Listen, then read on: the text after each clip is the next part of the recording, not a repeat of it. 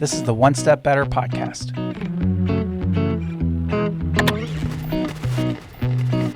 Helping small businesses make wins each and every week.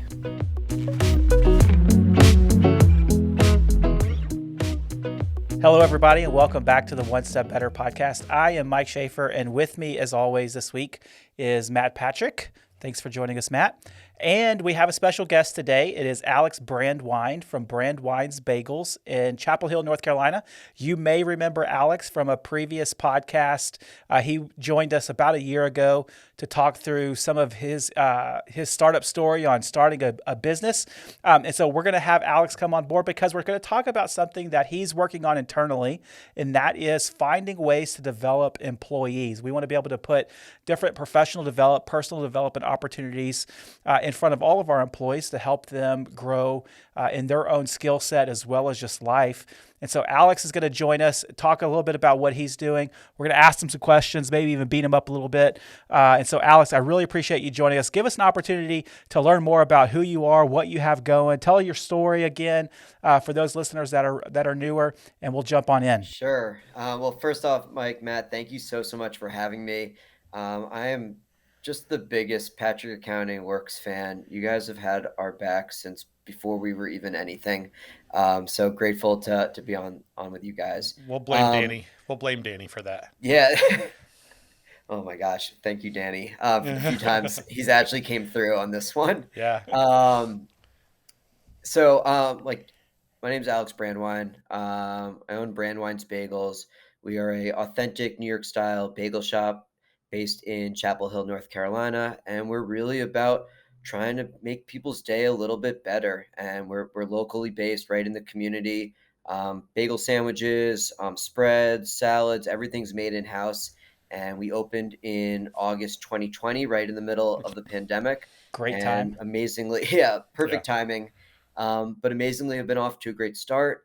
We're right now in the middle of an expansion, growing our footprint from 1,200 to 3,600 square feet. And it's honestly felt like a dream up to this point. Before I got into the bagel world and even to Chapel Hill, I'm a born and raised New Yorker. Grew up just 20 minutes outside the city. I'm a Red Sox fan, so I had to say it, It's okay. I'm a suffering Mets fan, so I'm not even in the mix. We won't talk about 86 then. We're fine.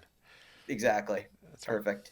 Grew up eating bagels every day. Had no idea what that meant in my life, except that it was always something that just felt good. Just bagels on the table, just made things better. Went to the University of Wisconsin-Madison for undergrad, fell into the finance industry, did the investment banking, private equity thing for 8 years, the 100 hours, everything you hear about, sort of banging a circle into a square, and finally stepped away to try to find something that I actually cared about, that I was actually passionate about, which was pretty terrifying, admittedly. But that brought me to Chapel Hill to get my MBA, and somehow a bagel shop sort of formed along the way. That's a normal story I hear every day. Right. Just go, private equity to bagels. No, I love it. What I said, we've talked a number of times over the years, and it's always your passion just comes through. You can see that you found some joy, and that you're trying to share that joy over and over again. And I love that. That's one of the reasons why we wanted to have you on this. That's really cool. Yeah, that's how it always felt. Like, people talk about entrepreneurship and this and that. I really just felt like a 7-year-old, like going in my backyard and making up this bagel game. And I just wanted to keep playing it. Like, it was fun. It was fun working on the financials, fun learning about the industry. It was fun learning how to cook. Like, I can't even cook or bake even before this. So each part I was hooked. That's awesome. So do you have like your go-to bagel recipe? Is that one of those, family traditions that's been passed down from generation to generation? Oh my gosh. I wish that was the case, that there was this great like Brandwein's Bagels that's been around forever. No, I literally came up with the recipe myself. A million trials and errors, a million like black hockey pucks of bad bagels that were tossed to the side. Just kept working it. What I had going for me was I ate so many bagels growing up that I knew I was going for taste wise. And it was just sort of a matter of time eventually just being persistent and getting there. It's a lot of I was thinking about, like, I'm making all these different cookies or whatever it would be, like, okay, nope, I'm tired of this. I got to find something else. But that's exactly right. Yeah. The difference between a good bagel and a bad bagel is extreme. Yeah. It is extreme. Yeah. Yeah. So What's your favorite bagel? I like the everything. What's your Um, go-to? it's so funny. I was an everything guy myself, but when I started actually baking the bagels, it was about the gold standard. Like I became a plain bagel person. Plain bagel. Yeah. Like if because you can't hide from all the seeds and all the other flavorings. Like how is your plain bagel? Like that was Yeah. always the true test. What Like about a you, cheese Matt? pizza, right? Right? Cheese Yes, pizza is how you judge pizza. exactly. Yeah. That's funny. Yep. So cream cheese or no cream cheese?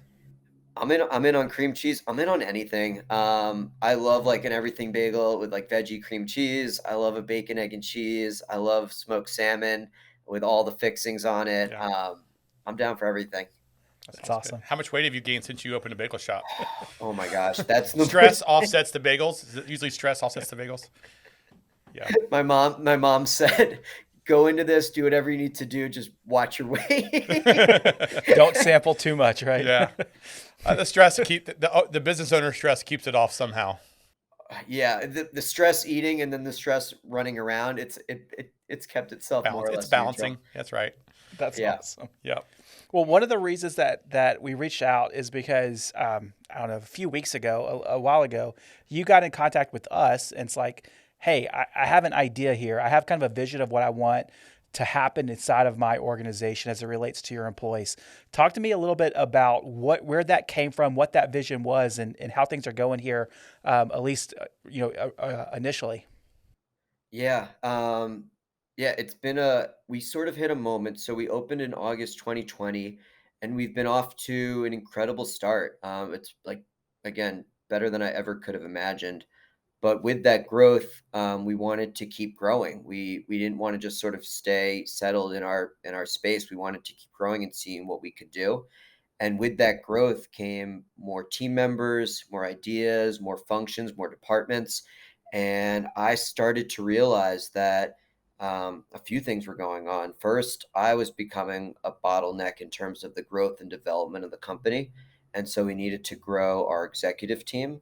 And I was also realizing that what was working before as sort of this small bagel shop wasn't going to work. And so it was almost like planned obsolescence in that what had worked originally was not going to work in what we needed to do, but we also needed help to get there.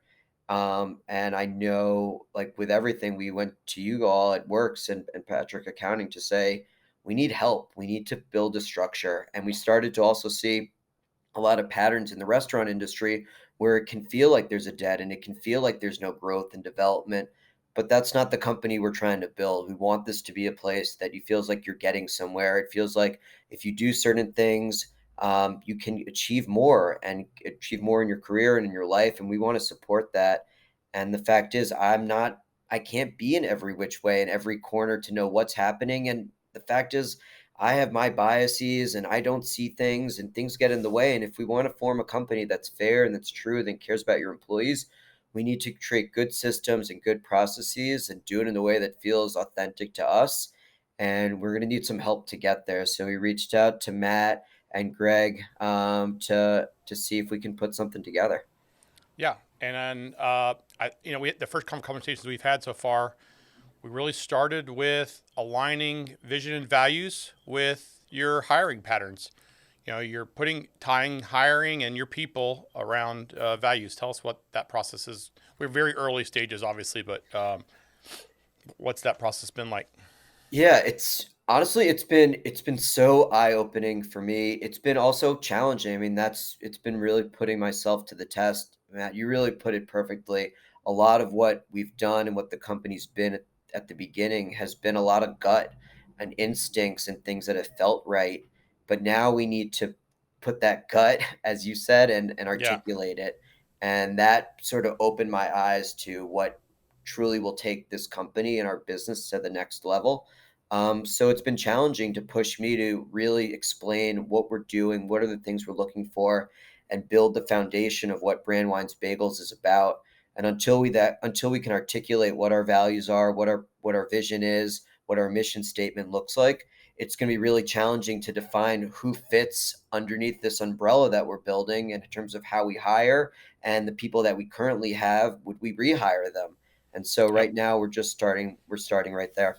Yep. That's exactly right. What is your, let's say, your typical age and experience for the people that you're hiring? It is so varied. I think that's what's so interesting about this. We have everything from part-time high school workers to full-time workers that have been in the industry for 20, 30 years. And so creating processes that allows for advancement, whether you are a part-time worker or whether you're full-time or somewhere in between, or whether you need to, want to be here for a few years in advance to somewhere else, like we need to have systems in place for all of those candidates. So it's definitely we're definitely taking on a lot in that regard. And I think that's important to point out because a lot of people in your space that would, maybe I'm hiring, first, second job type people that are gonna, stay with me 6 months, 8 months, 12 months, whatever it may be. And then, a lot of those people will just simply say, it is what it is. I'm gonna get out of you what I can get out of you, and I'm gonna pay you decently or whatever it is. But you're kind of going a step further than that and saying, not only do I want you to be here for, however long, 6 months, 12 months, whatever, but I want to put some time and effort into teaching you, developing you. That way, when you leave here, you're not just, I spent however long I spent with Brandwein's Bagels, but I also learned a lot. Where does that come from for you? Um, it matters where you spend your time, what you do matters, and so if you're coming and you're part of this team, we need people that are all in for what makes sense for their lives, obviously. But that means we need to invest and support and grow, because every single person in that shop matters. Whether you're there for a 2-hour shift or you're there doing a full 8-hour shift, your impact and the culture that we're trying to build is so important that every single person needs to be bought in and understand and feel like they are a part of it, right? If you're throwing some people off to the side and saying you don't matter and you all do, that's going to create different frictions that means we're not all on the same page. And there's so many things happening at the shop that we really want to make sure everyone's treated the best. And for us, we, like you said, I can't control where people go, and ultimately I just want people to be happy. And if they want to come work with us, like, that's awesome, and we're going to support it all the way through. And whatever happens, though, that's not in my control, but we need to do our part and go the full extent with everybody to give them the best experience possible. Yeah, I thought it was interesting. I got the Cliff Notes versions after the fact. I've talked to Greg a couple of times since you guys met and did your first couple sessions. What would you say was the big takeaway you got in your values? I can tell you what I thought it was. What did you think it was? Care. It comes out in everything you say. It comes out in we care about what you say, what matters, but it really comes down to we care. We care about the person. We care about what we're trying to do. We care about our product. And that was what it came over. It was repeated over and over and over again in your conversation with Greg. I thought it was really good. I love that. It's really everything. Like, no matter how many bagels we sell, and as cheesy as it sounds, like, we're trying to build something sustainable. And so we might have this amazing day where we sold a lot of bagels, but the thing I'm checking on is, how is our team feeling? Did they completely get driven into the ground, or are they feeling good? Are they feeling confident? Are they feeling excited about that they did something awesome, and feel really accomplished about it? And so balancing both those things is how I look at success, and they both go hand in hand. And so, yeah, the people really, really, really matter. I really care about every single person in the shop, and that comes from a lot of different places. But how we treat one another is so Yeah, important. I like that mindset. And our value that says that in my mind is passion for our purpose. But it's all of them kind of type. But that one is one that I always kind of go back to is you got to care about what we're doing, and you got to love what we're doing. If not, I mean, gosh, it's still just a job. It's not any fun. Like, I got to have a lot more purpose than that. So, Right. what Right. as you're going through this process and trying to figure out, okay, I've got these different paths. One of the things we kind of modeled this after in our minds when we talked to you about this was kind of like that. What I say is that Chick-fil-A mindset of we're hiring people that we're going to grow them as employees and as people. The fact of what they do there isn't necessarily as much as how they do it and why they're doing it and how we're developing them. Kind of talk to you about what you've done there, or you're thinking through there. Yeah, I mean, even before we get into hiring and the skills and all the training that goes into it, it's about the people, understanding what motivates them, what experiences that they have. I always ask questions about like what's their favorite customer experience that they've had, whatever, whether it's food or otherwise, to get a sense of like where their first are they remembering experiences or remembering the little moments or remembering the little things where someone did something extra and ran out to your car with an umbrella or gave you that extra thing. It just shows for me that those little things that they look for, they're aware of it. And before you get into all the nuts and bolts of executing, those little intangibles have to be there. And I tell everybody on the shop, in terms of the experience we're creating when the environment in the shop, like feeling safe, feeling happy, feeling supported, is so important. And I don't care if someone's been with us for since the very beginning or been there a day. How we treat one another is so important, and all the other things that come with it are Yep. secondary. But like you said, we can train, we can teach, we can learn. It's almost the fun of it, right? We're not curing cancer over here. We're serving bagel sandwiches, which is awesome and fun and meaningful and makes people's days better. But the skills itself are something that can be learned and taught. And as long as, but it doesn't work unless we're all working together. If you don't do that, then everything else is So I secondary. want to get down into some of the weeds on how you're executing some of these strategies. Talk to me a little bit about your org structure. How you develop your, or not develop your team. How do you have your team structured, organized, to make sure that those values really get down from top to bottom? Sure. So right now it's myself, and then as part of our executive team, we have Melissa, who's our director of operations. Melissa and I were classmates at Keenan Flagler at UNC. She was also a former investment banker Another that glutton for came over punishment. to the exactly. And then so we have our director of operations, we have our head baker, Christy, we have an executive chef. And then we have our front of house manager, Courtney. Right now in the middle of hiring a new executive chef. Um, those four departments sort of cover everything. So Christy's looking after the production of the dough as well as the baking of the bagels. The head chef looks over all things food related. Front of house is really running the retail operation. And then Melissa is doing all the nuts and bolts and nitty gritty to help grow our business and maintain what we're doing. We also want to hire a catering director as we're growing our business too. We meet once a week on Mondays to catch up, and we do sort of the two parts, right? There's the person part, and we do check-ins just to see how is everyone doing. Just going around the room. We start really simple, 1 through 4. Where are you at? What's going on? We want to understand people and know where people are, and we all have different backgrounds, different experiences, different biases. So just asking questions, being curious is sort of the best way. And then we jump into what's happening with each of our teams, and the Did you say you're messaging doing that those on a weekly basis? on a weekly basis. And so those meetings really help to disseminate to the rest of the departments about what's going on, what they're hearing. I'm getting good feedback. We're all sharing with each other.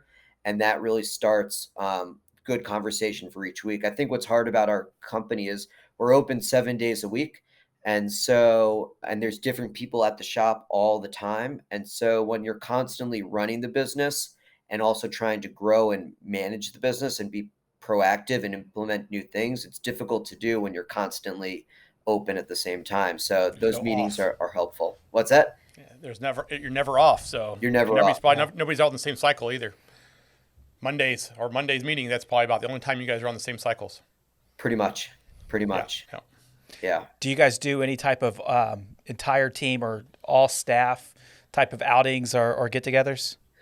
It's been difficult with COVID to do that and the Yeah. timing of that too. I also, if I'm being honest, like I feel like if you overdo those big outings, it can feel just like so many people and a lot of me on some like milk carton sort of talking to everybody doesn't feel genuine. And so we try to do it in smaller groups. we do bi-monthly meetings with each department, and we sit in a circle, and it's a better way to talk and communicate and share what's going on and get feedback. I still want to keep this thing feeling, how do we keep the soul of what made us great and that connectivity, while we grow this? And so we want to make it feel that way at the same time. We are planning, as we finish our expansion here, a big like ice cream social thing in our parking lot, like have a full all out sort of bash with everybody. So we do things like that, and we do get-togethers for birthdays and like anniversaries for the business and stuff like that. But when it comes to communicating, Celebrate big Tar Heel wins. exactly. So we try to do that stuff, but it's when I try to keep it really on a personal level as best we can, even as we grow. In what ways do you equip your exec team to really, I'll say for lack of a better term, really love on their teams and their departments independently? Are they coming to you to, place those or, suggest ideas, or do they kind of have a little bit of autonomy to run, with the ball on trying to execute some of that stuff with their teams? I'd say it's both. I mean, I trust each of those people so much. They, in my mind, have full opportunity to do whatever they think is right at that moment to take care of their team, going above and beyond, whether it's little things of just picking up smoothies for your team on a hot day, or taking them out, or ordering a pizza for a group that's been working late at night. Um, in my mind, go do it. Like, we'll talk about little events as they come about, and they're always welcome to tap in. Like, I'm a big communication, I'm a big transparency person. So reach out, talk to me, message me, call me anytime. But in order for us to be successful, it's really about trust. And for me, like, I know, just as I know our front of house team is going to do they have full autonomy to do what's right with a customer. I'd feel the same way with each of our senior team members. How have you had, obviously early on you mentioned that you feel like you're sometimes a bottleneck, and I feel the same way a lot, probably a lot, to be honest. But your team's growing fast and you're growing it even faster. One of those struggles is, I'll say, dilution of your vision to the team, but also dilution of, I'll say, you have a gut. We talked about gut hiring, right? So you talked about, I have a gut that this person's going to be a good fit because of blah, blah, blah. And you have to trust your leaders to have that same gut instinct if they're in the hiring process and you're not in it. So that's one of the reasons why we decided to talk through objectifying the hiring process. But what have you felt is the pain or struggle you're having with that idea of being a bottleneck? Like, where do you see that kind of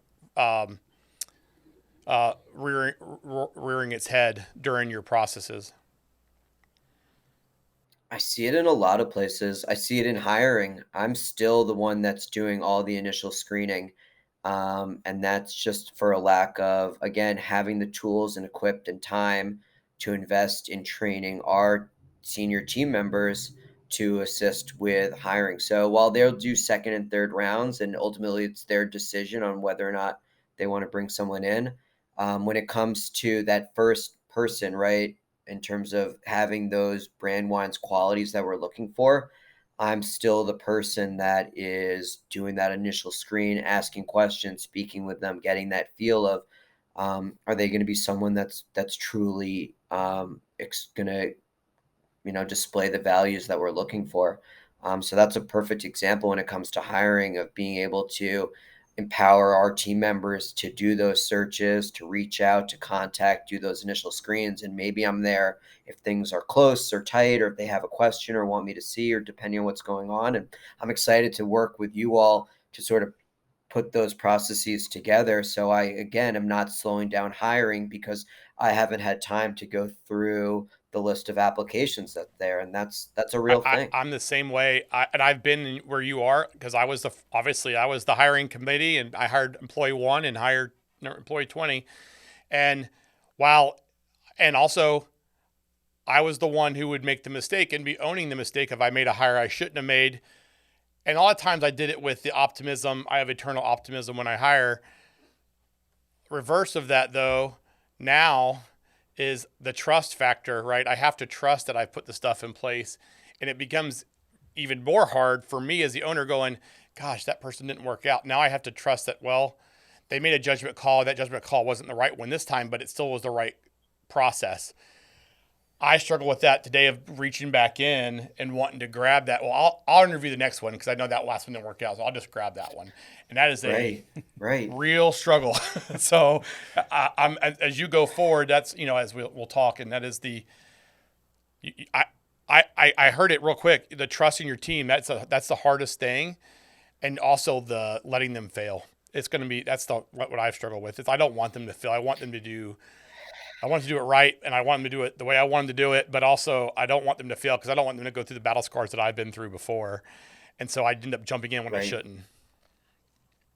I feel that, Matt. I feel that Yeah. coming, and I know we're going to work through it, which makes me want to invest even more time now as we're sort of articulating what I'm looking for in a hire and making sure that we're setting them as best we can up for success, knowing that those failures are still going to happen, but trying to set ourselves up again, as I said, as best we can. I thought what was interesting in one of our first conversations about it is I may not even know or be doing what I need to do from a hiring perspective to get the people that I want, even if I am using my gut. And so working with you all will Right. be really exciting to actually ask questions that will ultimately get me to what I'm looking for when sometimes I may not even know myself. So I'm excited to work through that Yeah, process. just objectifying. We talked a lot with this idea of objectifying the hiring, and I'm the same way. I know it when I know it, but I don't know it if I didn't even know it. So I'm supposed to feel it, Like, so yours is care, ours is that hungry, humble, smart. Now that I've identified it, I know, like, if they don't have those three things, like, it's not going to work out. But if I didn't, I would. Well, I may have articulated another way, but now it really allows me to laser focus and allows us to. It allows you to communicate. So now we have a common language within our organization. Whenever we talk about hungry, humble, smart, we've coached on it, trained on it, and communicated about it enough to where even our new hires, they understand what that means. Yep. And in your world, that's where you're starting that process of developing. These are kind of some of the internal language that we're going to use and make sure that it's communicated across the board, especially with your leadership team, so that they can identify those things through the same eyes that you're looking at it. And trust is a big component of that. Communication is a big component of that. And then ultimately, it's the unleashing and letting them fail and coaching them up whenever it happens. Yeah. And then we get them in there, and this is big thing, and now I have to actually develop them. And that's where I struggle. And we all do. Every business does it, right? At least every small business I know does it. But it's like, in my mind, I have this ideal development track that's just a nice linear step, just straight up a normal flat line. And it doesn't work that way. The path that you're on is, I like the idea of you're kind of creating developmental paths and or a model to, okay, well, here's where people can go. They can see the vision of their role, but also you have identified the roles you need them to fill as they continue to go down a path. So, True. So what are some of those things from your employees that you're bringing on, and they're coming in the door as a frontline worker? They're going to be, maybe it's the front of house type employee, and you're talking to them about this is what it means to work at Brandwein. This is what you're going to get out of it. What are some of the paths that you see that person potentially going down, so that it's, in their world, it's more than, hey, I'm just going to show up and make or sell some bagels? For me, it's right under, like, doing the job can grow in so many positions, right? You can grow vertically up through on the people facing side, and there's so many different components to that in terms of becoming a manager, front of house manager, and us growing that component of the business. I think there's a ton of opportunity on the catering side as we grow that in terms of customer facing and sharing and growing and giving people that experience whatever sort of life event is going on, and having opportunities on that front. And I think there's a lot of what I've learned is, and you mentioned it right at the beginning, Mike, of like what happens when someone may leave. I think creating good redundancy in the shop is really important too. And so giving people the opportunity to sort of see every facet of Brandwein's Bagels in terms of working different positions. Maybe you do some stuff in front of house, but you really like coordinating, or maybe you really want to get your hands in the dough, or maybe you want to do some prep work, and there's opportunities on that side too. I think that takes some time though. As we're growing this thing, we are still a baby company.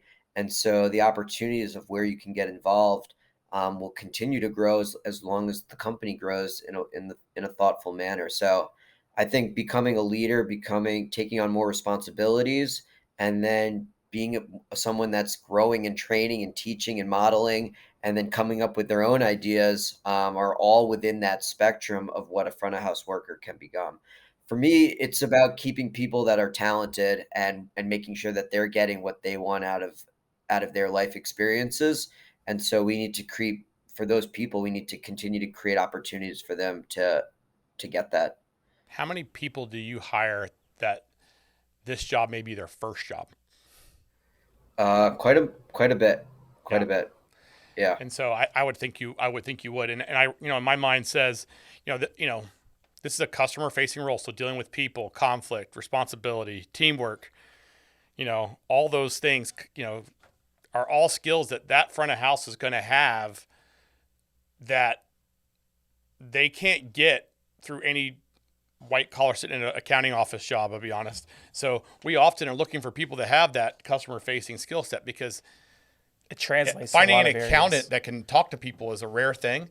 And so, but I'm assuming that's a skill that you're looking for people that care and want to take care of a customer the right way, and are passionate about helping others. And they have to work with other people and different personalities and all the conflicts that go around with people. But also, anytime you're face to face with the customer, there's always the potential for, you gave me the wrong change back, or my credit card should be working. Why is it not running? All that stuff that goes on with a customer who's totally unreasonable. But Yeah. But those are awesome moments, right? You turn those moments into special ones where yep, instead of doing the getting into a moment of we're on one side, you're on the other side, we're training people to embrace it and be like, we're here, we see you, we feel your frustration. Who knows what else is going on in their life? And that training for our team member of being able to think on their toes, to be compassionate, to be understanding and work to resolve it can actually, what's been fun is turning those frustrating moments into really special ones that have great memories and great outcomes just because we handled it a different way, which was sort of hearing them, getting at their frustration and saying, hey, we got it. We're messed up, or we own it. And we move forward and we really try to help people out. And so it's been fun bringing on people that have never worked before and hopefully guiding them towards a way to be productive and be thoughtful and truly care about people in ways that make people feel good. explain who FICA is and how come they have their money. That's Yeah. always like, who's FICA? Right? That's what we always talk about. Old friends joke. Yep. Yeah, that empathy is something that we talk about a lot, because you guys are in a very different spot usually than we are. We're giving people some good news, some bad news. You're usually, I'm assuming, giving most people good news when they're coming in to buy a bagel. But there is things that you never know what the baggage people walk into the door with, both employees as well as customers. So it's that empathy is important, and it also is that conflict resolution's a skill that is always valuable. Translates to a lot of Yes. different areas. Yep. Well, Alex, Most definitely. I've enjoyed talking with you. It's been fun to kind of behind the scenes get to watch how you guys have grown over the past couple years and hear about what you guys are doing to even accelerate that even further. And so I appreciate you coming on and just talking to us a little bit about some of the things that you guys are doing out in North Carolina. I'll tell you this, if I was somebody out in North Carolina looking to get involved in the hospitality space, I would definitely look at Brandwein Bagels as a place that is a growing business that I can get in early on, because it's going to go some places and it's going to be a fun ride. And so wish you nothing but the best. I do have one more question for you before we run. Okay. That we ask everybody that comes on here is, what are some of the tools, tricks, maybe it's a book or podcast that you've read or listened to that's really propelled your business forward over the past couple of years? What's the secret sauce of Alex Brandwein? The secret sauce is it's it's never bad to have a conversation. Talk it out, be transparent, be vulnerable. That's what's been so awesome, whether it's a customer or a team member, just taking that extra moment to step outside or go to a quiet place and listen and hear and just communicate somehow just takes everything and just makes it better. And that's been the special sauce, is just hearing people and listening to people. And it's nothing that magic. It's just sort of taking people at their word and listening and working together. I know there's not like some magic bullet in there, but Yeah, I feel like that's a good magic bullet, I think. a lot of it is just people. I think people want to be seen, and I think that's important that we provide that, and that's been really helpful as we've grown this. That's awesome. Well, Alex, I appreciate your time. Thank you so very much for coming on and talking to us for a few minutes. Like I said, I wish you nothing but the best, and we'll definitely talk here pretty soon. Yeah, I really, really appreciate it. I have to say, like, you all have been, I know it just sounds like a plug, but the I love fact the is, plug. Keep going. Keep going. You're doing good. you guys have been incredible, both just in the nuts and bolts on the accounting side, the nuts and bolts of all the HR, just processing and getting people paid. As simple as that sounds, it's so complicated and there's so many different elements and things that come up. And being able to have that and then go the next level and be thoughtful and creative and come up with solutions as things that happen on the fly in a moment, or this sort of longer term planning that we're working on with you. I feel so lucky to get to work with you all and learn from you all. The fact is, I'm learning too. This is new to me.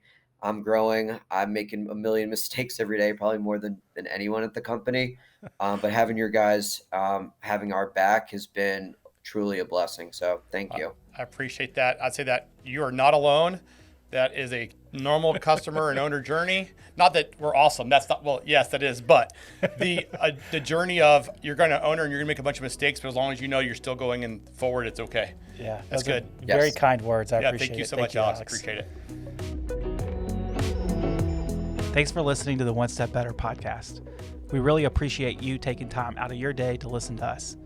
I'd really appreciate it if you would take some time to rate us 5 stars on your podcast player of choice, and make sure that you subscribe to our YouTube channel so that you never miss out on another episode. Thanks and have a great day.